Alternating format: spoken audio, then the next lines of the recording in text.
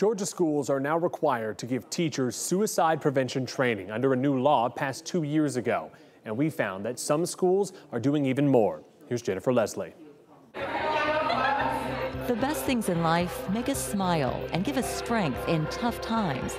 These students at Lassiter High School are learning how to use those strengths to help others. I definitely think it's good to remember to always be kind to everyone, because you never know what somebody is going through. You never know how much they're really hiding. Lassiter is the latest to embrace Sources of Strength, a national suicide prevention program. We had a really tough year last year, losing a current student, losing a former student.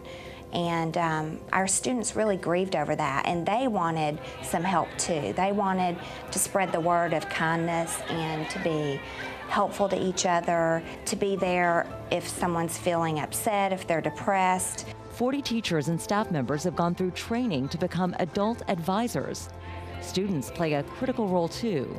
This is part of their training to become peer leaders. It's not just, the kids that are involved in everything. We are pulling in kids that have never been involved in anything, but they want to help. So having that presence in every peer group within the school, we're hoping that will be helpful. Sources of Strength took center stage during Lassiter's varsity game against Roswell High School last month. And we handed out over 1,000 baggies of purple confetti. Both student sections, the first kickoff threw up the purple confetti, and it was just like a message of, we have to be here for each other. Roswell High lost a student to suicide just days before the game. I've had friends that have had mental health problems, and I've known people that have attempted or committed suicide.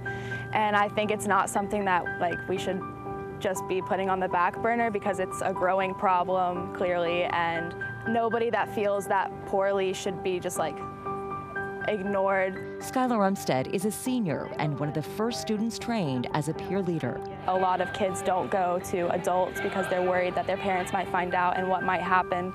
So they go to their friends, and it's good to have people that know how to handle it and know when a situation is serious enough to have to take it to an adult so that it can be taken care of. A lot of kids really struggle with social anxiety at school. They're trying to fit in. If there's anything that we can do from a school perspective to provide some source of help, resource, that's what we want to do. Well, our Facebook Live is continuing right now, and we continue to invite you to join the conversation with us on our 11 Alive Facebook page. Thank you all for sticking with us. This is such an important conversation that we need to have. And I was monitoring some of the things that people have been saying online, and I wanted to ask, there might be some concerns about family or from family members or people that are dealing with dark thoughts themselves about the resources that are out there, and if they can even afford to get some of the help options that there are. Right, and access to health care is a crisis in the United States as well, and particularly with regard to mental health issues and mental health treatment, which are often subrogated into different sort of areas within insurance plans. There's definitely sort of lower funding, and we're trying to work on that as a system. But in many cases, there are programs available regardless of budget, regardless of sort of location. There are ways to find care, and really, and I'll let Hannah kind of talk about this a little bit, but I mean, the ability to be resilient and to keep pushing through to find the resources you need is really the most important message to send to people who need help. Yes. And what have y'all been finding in terms of self-advocacy, is what you said? So for self-advocacy, I mean, me and my group of friends, we're not professionals, but we self-advocate, and we try to teach other people those skills of if you feel like one door has closed to you or one person has not listened to talk to the next person, find that next door. You have to keep going. You have to fight for yourself, and it's hard when you're depressed, but you must. That is how you survive. And that's important, not just for the person who might be having these thoughts and feelings, but also for family members that are seeking help for their loved ones and friends as well. Absolutely. I mean, how many people feel that they're going to be judged because their son's going through crisis or because their husband did, and that's just it's not the case anymore. People understand that behind every closed door there can be a potential problem, and people are becoming more understanding about that. And we are seeing these numbers continue to increase across the country, and it's becoming staggering for many people who this isn't, if you haven't experienced it, maybe you don't know too much about it. So what do you say about the conversation piece and just the importance of having talks to with different people that you know, because you never know what they have been through or their loved ones as well?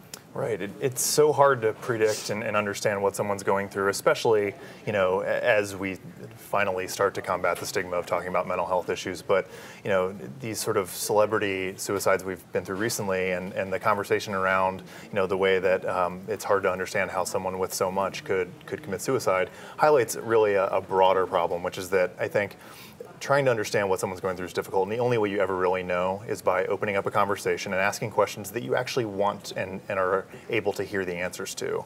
And in these types of situations, we know, and we've said time and time again, that talking about suicide, opening up conversations about suicide does not put ideas in people's heads. It does not increase rates of suicide. In fact, it does the exact opposite. It helps people find resources when they need it the most.